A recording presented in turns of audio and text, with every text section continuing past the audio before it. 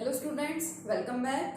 Last class में हम लोग डिस्कशन कर रहे थे डायपोल मूवमेंट का और हम लोगों ने वहां पे सीखा था कि डायपोल मूवमेंट होती क्या है। ठीक है, ये आपको बताया था कि dipole movement is a vector quantity. Vector quantity है, इसका मतलब क्या होगा कि dipole movement has both magnitude as well as direction. Vector quantity का मतलब यही होता है कि वो क्वांटिटी जिसका मैग्नीट्यूड भी हो कुछ और उसका कुछ ना कुछ डायरेक्शन भी हो। डायरेक्शन कैसे हम लोग पता लगा पाएंगे डायपोल मूवमेंट के केस में, ये मैंने आपको एक सिंपल सा एग्जांपल लेके बताया भी था इलेक्ट्रोनेगेटिविटी के टर्म्स में। फॉर एग्जांपल हमारे पास HCl है, हाइड्रोजन क्लोराइड है। आपको पता है chlorine is more electronegative than hydrogen. Chlorine की इलेक्ट्रोनेगेटिविटी हाइड्रोजन से ज्यादा होती है, तो क्लोरीन हाइड्रोजन के इलेक्ट्रॉन्स को अपनी तरफ खींचता है, अपनी तरफ अट्रैक्ट करता है। तो डायपोल मूवमेंट का डायरेक्शन भी यही होता है, from less electronegative element to more electronegative element. तो अगर हम लोग बात करें डायरेक्शन की जो डायपोल है उसका डायरेक्शन कहाँ होने वाला है, तो डायरेक्शन होने वाला है फ्रॉम लो इलेक्ट्रोनेगेटिव एलिमेंट। ठीक है, या क्या बोल सकते हैं, from less electronegative element to more electronegative element. जिस एलिमेंट की इलेक्ट्रोनेगेटिविटी होगी कम, वहां से मोर इलेक्ट्रोनेगेटिव वाला जो एलिमेंट है वहां पे उस साइड उसका क्या होगा, डायरेक्शन होगा। दूसरा, अब आप लोगों के पास कहीं पे लोन पेयर भी आ जाते हैं। मान लीजिए हम एक एग्जांपल ले, यहाँ पे सिंपल सा NF3, सपोज ये हमारे पास एग्जांपल है। तो सबसे पहले अब आप लोगों को VSEPR थ्योरी पहले इसलिए बताई गई थी क्योंकि आप लोगों को ताकि अच्छे से स्ट्रक्चर्स बनाने आ जाए और स्ट्रक्चर्स के बेसिस पे आप लोग यहाँ पे डायपोल मूवमेंट इजीली समझ सकते हैं। तो सबसे पहले हम लोगों को यहाँ पे स्ट्रक्चर बनाना होगा किसका, नाइट्रोजन ट्राइफ्लोराइड का। नाइट्रोजन ट्राइफ्लोराइड की जब आप लेविस डॉट रिप्रेजेंटेशन करेंगे, आप सभी करके देखेंगे और उसमें आपको पता चलेगा कि it is of the type AB3L। जैसे आपका अमोनिया होता है, सिमिलरली दिस वन, इसकी शेप भी कैसी होती है, AB3L होती है। AB3L का मतलब क्या होता है, पिरामिडल। अब अगर इसकी शेप पिरामिडल है तो फिर आप लोग उसको बनाएंगे कैसे, देखिए ये रहा nitrogen, it will have one lone pair of electron, one fluorine atom, second fluorine atom and third fluorine atom। अगर हम लोग बात करें यहाँ पे इलेक्ट्रोनेगेटिविटी की या डायपोल के डायरेक्शन की, तो इलेक्ट्रोनेगेटिविटी के बेसिस पे हमें पता है that fluorine is more electronegative than nitrogen. Fluorine जो है वो नाइट्रोजन से ज्यादा इलेक्ट्रोनेगेटिव है, तो ये इसके इलेक्ट्रॉन्स को अपनी तरफ खींचेगा। सेम हेयर एंड हेयर, इतना हम लोगों ने लास्ट कंसेप्ट में समझा था। उसके बाद now what about this loan pair of electrons, क्योंकि ये भी इलेक्ट्रॉन ही है। अगर कहीं पे आ जाते हैं लोन पेयर ऑफ इलेक्ट्रॉन, तो डायरेक्शन ऑफ डायपोल कैसा होता है, एटम जो भी आपका है जिसके ऊपर lone pair of electrons present है, from atom to lone pair. मतलब अगर आप लोग यहाँ पे ये देख रहे हैं कि फ्लोरीन एटम नाइट्रोजन के इलेक्ट्रॉन्स को अपनी तरफ अट्रैक्ट कर रहा है, मींस डायपोल का डायरेक्शन लेस इलेक्ट्रोनेगेटिव एलिमेंट से मोर इलेक्ट्रोनेगेटिव की तरफ है। सिमिलरली एक डायपोल यहाँ पे भी अराइज होता है और उसका डायरेक्शन कहाँ पे रहता है, एटम से लोन पेयर ऑफ इलेक्ट्रॉन की तरफ। लोन पेयर ऑफ इलेक्ट्रॉन ऊपर है तो डायरेक्शन रहेगा अपवर्ड्स। मान लीजिए लोन पेयर ऑफ इलेक्ट्रॉन नीचे प्रेजेंट होते तो डायरेक्शन कैसा रहता, डाउनवर्ड्स रहता। तो सेकंड बात, अगर डायरेक्शन की करें तो डायरेक्शन कहां से कहां होगा डायपोल का, फ्रॉम एटम, जो भी हमारा एटम है central atom, from atom to lone pair of electrons. Atom से लेकर के जहां पे lone pair of electrons present है जिस डायरेक्शन के अंदर, वहां पे ही डायपोल का क्या रहता है, डायरेक्शन रहता है। तो ये दो चीजें आपको याद रखनी है डायरेक्शन के केस में। ठीक है, आगे होगा सबको अच्छे से, क्या है ये डायपोल मूवमेंट का कंसेप्ट है और उसके डायरेक्शन के बारे में मैंने आपको यहाँ पे बताया। अब रूल्स जो हैं, किस तरह से हमें पता चलेगा कि किसके डायपोल मूवमेंट कितनी होगी, क्योंकि आपको मैंने बताया था कि डायपोल मूवमेंट हम लोग फाइंड नहीं कर सकते। मींस हम लोगों से ऐसे नहीं पूछा जाता कि इसकी डायपोल मूवमेंट की वैल्यू क्या है, 1.69 है, ठीक है, या इसकी वैल्यू 1.82 है। नहीं, हमसे दो चीजें पूछी जाती हैं कि क्या यहाँ पे डायपोल मूवमेंट 0 है या फिर नॉट इक्वल टू 0 है, उसकी कुछ ना कुछ नेट डायपोल मूवमेंट होगी। ठीक है, ऐसे हम लोगों को वैल्यूज नहीं फाइंड करनी होती, हमें सिर्फ दो चीजों का पता लगाना होता है कि क्या डायपोल मूवमेंट यहाँ पे 0 होगी या फिर डायपोल मूवमेंट क्या होगी, नॉन 0 होगी। क्योंकि हम लोगों ने पढ़ा है that mu means dipole movement is equal to Q multiply D।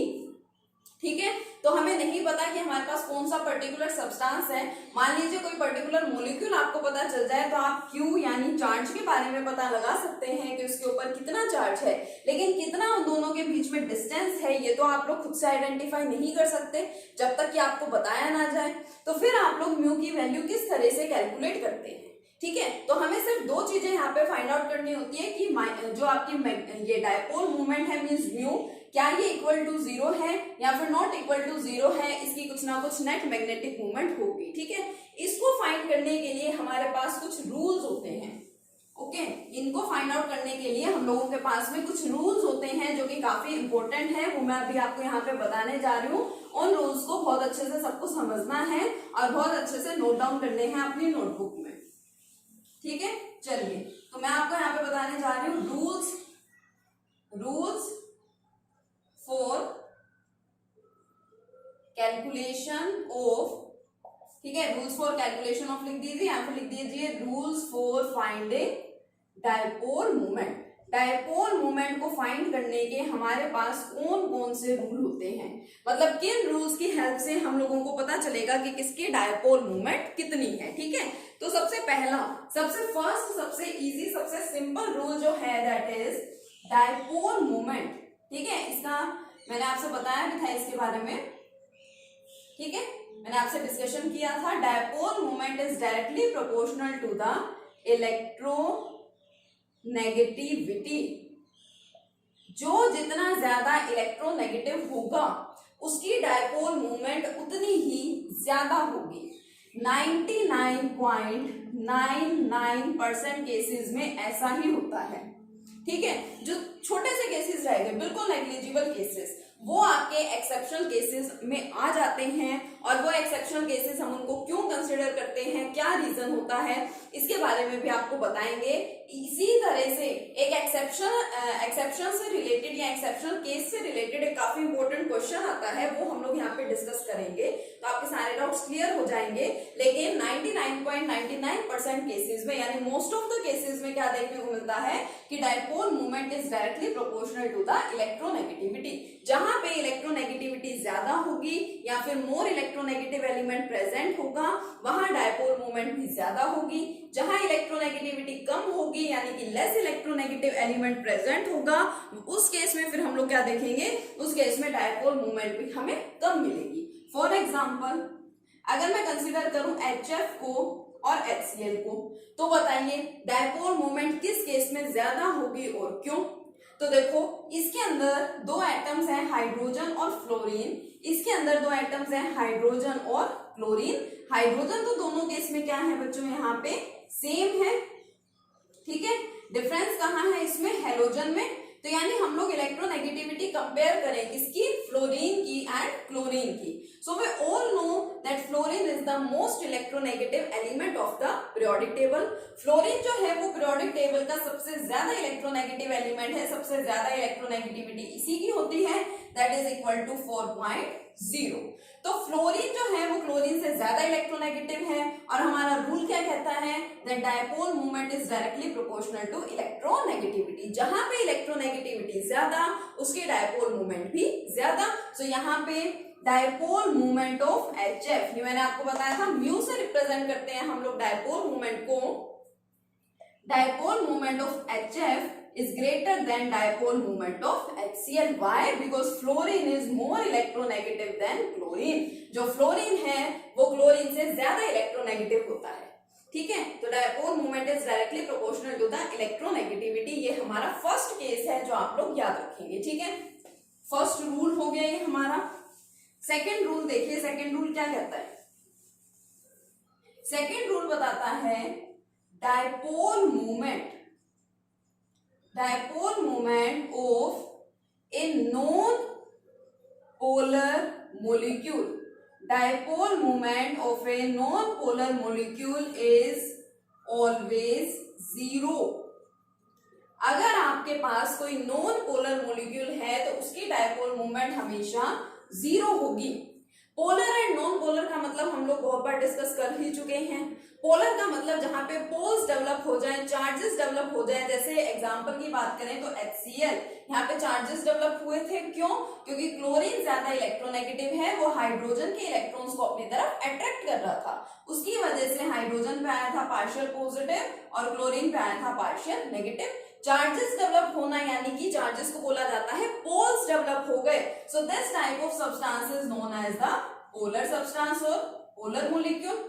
Non polar की बात करें तो मान लीजिए आपके पास दो सिमिलर एटम्स प्रेजेंट है जिन्होंने मिलकर के कोई मॉलिक्यूल बनाया, फॉर एग्जांपल H2, ठीक है, Cl2, N2 एटसेट्रा। सपोज इस टाइप के कोई मॉलिक्यूल्स हैं आपके पास जिनके अंदर सिमिलर एटम्स प्रेजेंट है।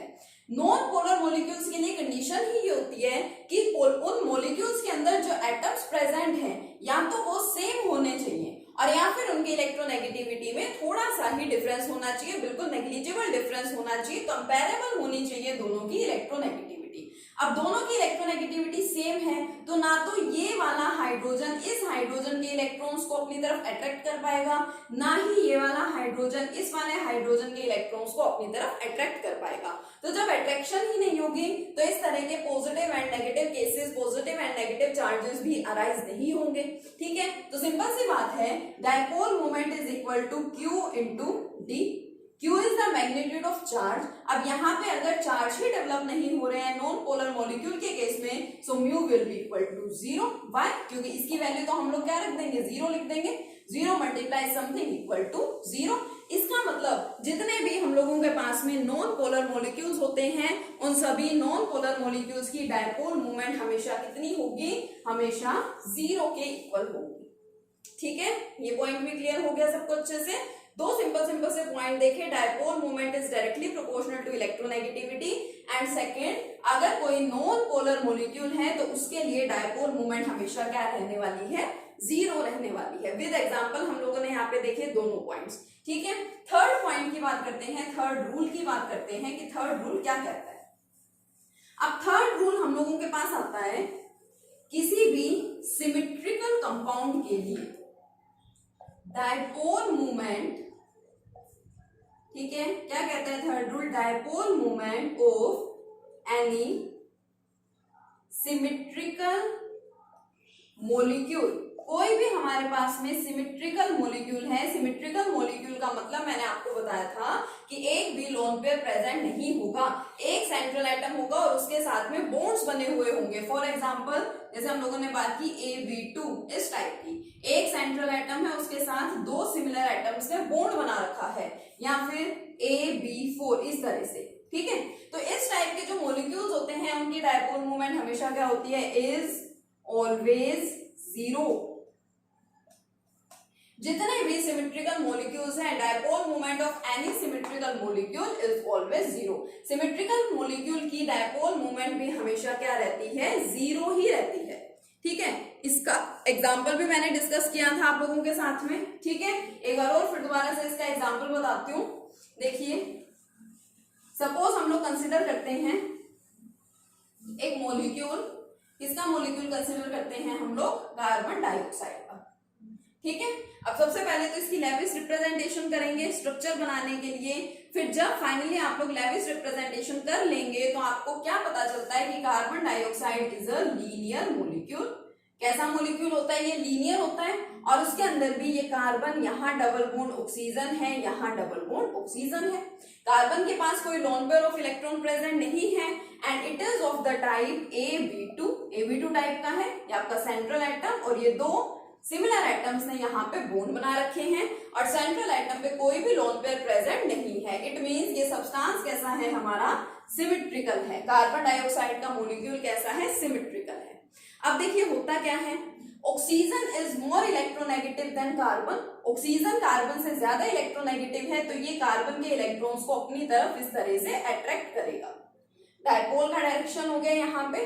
सिमिलरली दिस वन, ये ऑक्सीजन भी कार्बन से ज्यादा इलेक्ट्रोनेगेटिव है तो ये इसको अपनी तरफ अट्रैक्ट करेगा।